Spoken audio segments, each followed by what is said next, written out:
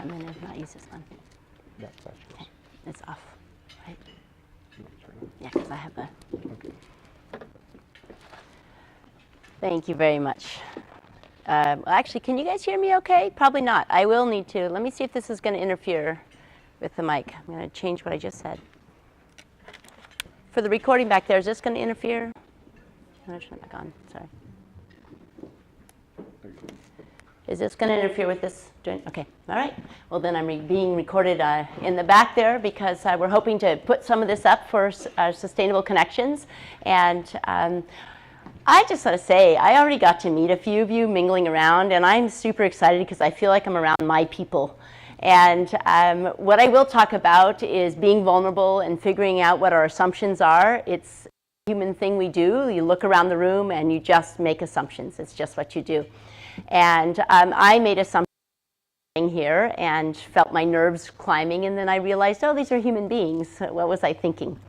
I would like to thank Whatcom Community College for making it possible for me to be here, and also for diving headlong into the Equity Project. It's something that I find myself incredibly, I just am in deep admiration for Whatcom Community College doing the tough work of this, and reading the information from the co-op in the back, and just understanding how many people are diving into the uncomfortable world of figuring out how to interact with people that you don't normally interact with. We're going to go through a few topics. We're going to look at this a couple of different ways. And you'll notice that on your table there are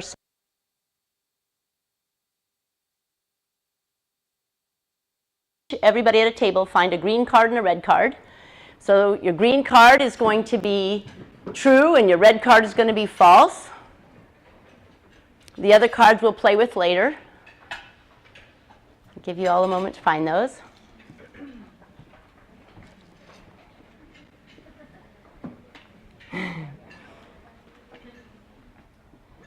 All right, does everybody have a green card and a red card?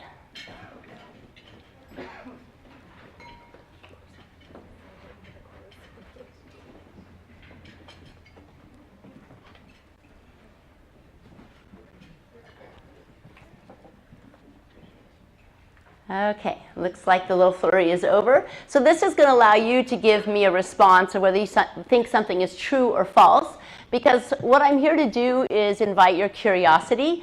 This equity and diversion work is an iterative process.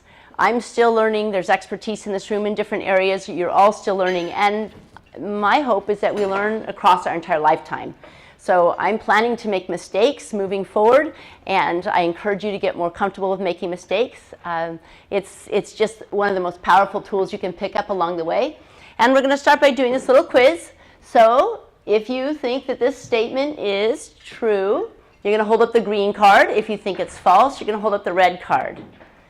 And I'm noticing if you're participating, because participation helps. You'll learn more if you dig in. All right, we're not sure about this one. The room is about half and half. So this is actually true, although everybody can be right if you like to be right, because 80.1 isn't 80, and some of us are going to make sure that we make that. So everybody was correct on this one.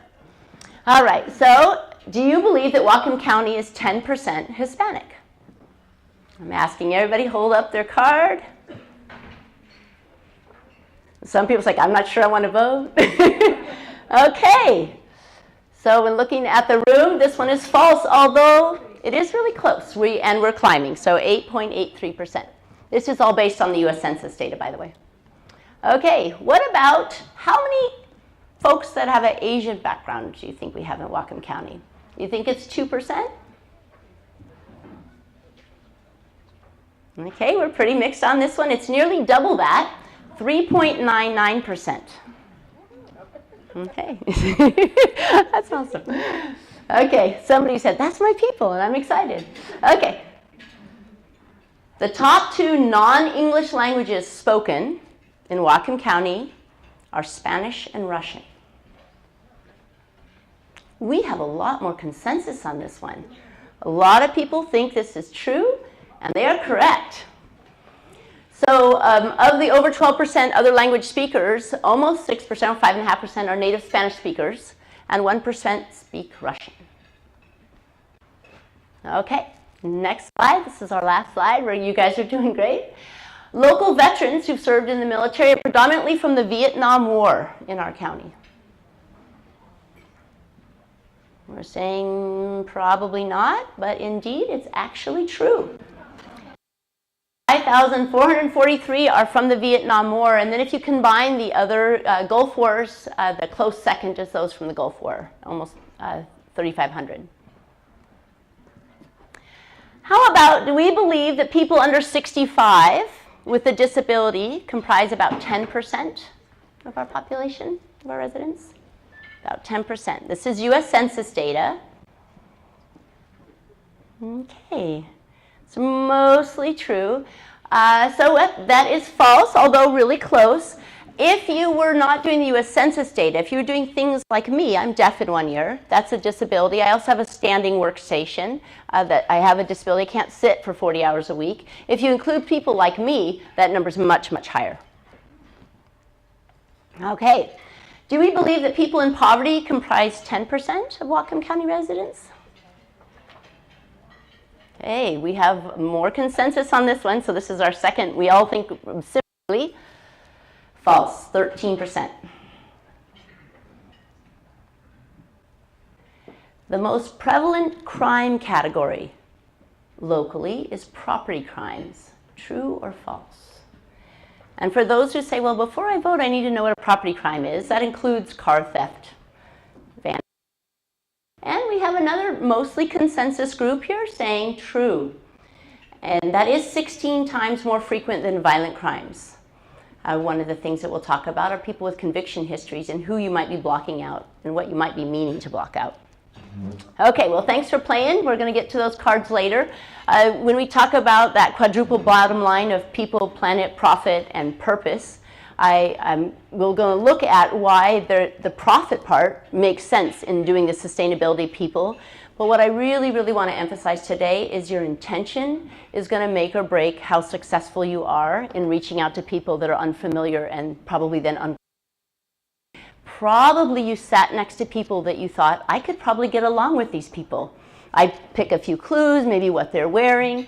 So who here knew everybody at your table?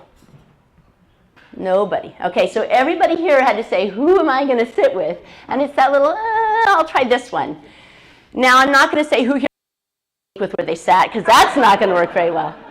But who here found something in common that might have surprised you with somebody at your table?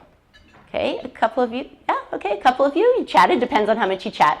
I find myself consistently surprised. I have the pleasure of doing purpose-driven work. I don't know if I could be more grateful for the work I do at Whatcom Community College. I serve people that are in poverty, and I help them access education and training. And some of them are situational poverty, some of them are in generational poverty, but they're all climbing their way back up. And what I really appreciate about what Mark Peter says, I hope that you're not food insecure as you're having this lunch. We don't know who's sitting at our table is wondering if they have enough for their next meal. Right? And we make assumptions, but you showed up here, you're reasonably dressed, and you had nice table manners. Then we start to make a whole bunch of other assumptions about you. But the truth is that at any given point in our lifetime, we might really wonder if we're going to be able to keep a roof over our head or keep ourselves fed. And so although we all look like we have our lives pretty well together, each one of us has things that we're carrying behind us. So in the students that I serve, some of them came from a fairly comfortable life and they're in situational poverty. That's often a result of domestic violence, but not always. Medical conditions that they weren't expecting and medical bills. And then there's generational poverty, and they each are navigating their own things. A lot of the folks I serve, poverty also includes that they have a conviction history of some kind or another and a disability. And so it's really been amazing to see all of the assumptions that I've had over the years be busted wide open. And what I've learned is that you all look like felons, because I have sat across from the most amazing people that just busted my stereotype of what a felon looks like. That absolutely fit my stereotype. You know, tattoo over the back of the head, you know, that kind of thing, big dude, right? But then a whole lot of people look just like you. And I realized I wasn't asking the men if they needed help with childcare. Oops.